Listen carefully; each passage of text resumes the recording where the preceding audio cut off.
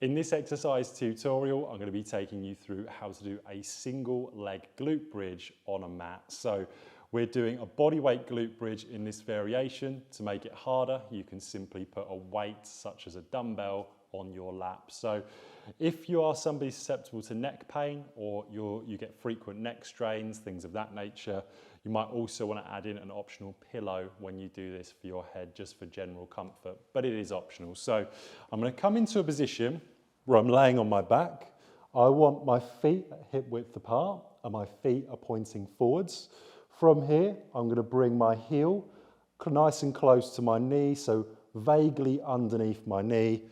From here, the side that's not working is going to come extended straight. So I've locked out the knee. I can feel my quadricep, the front of my thigh engaged. You could do two things with the hands.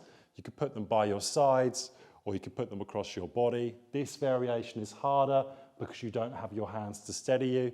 And what I want you to imagine is the first thing you're going to do is your tailbone is going to come off the floor. So that looks like this. Now your lower back, and now your mid-back.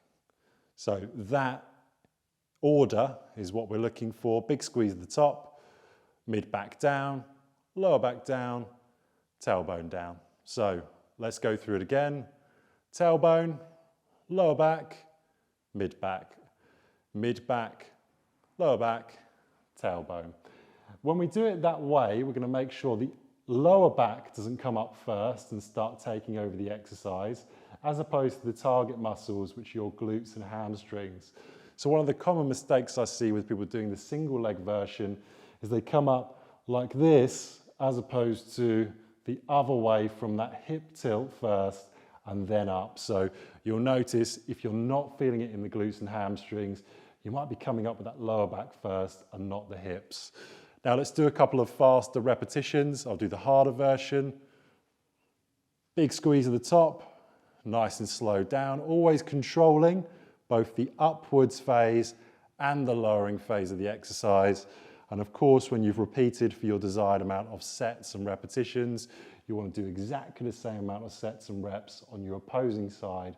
And if you have got one side that's stronger than the other, so for example, maybe you're doing this as part of a rehab, always start off with the weaker side first and then marry up the same amount of sets and repetitions on your stronger side. That's how to do a single leg glute bridge.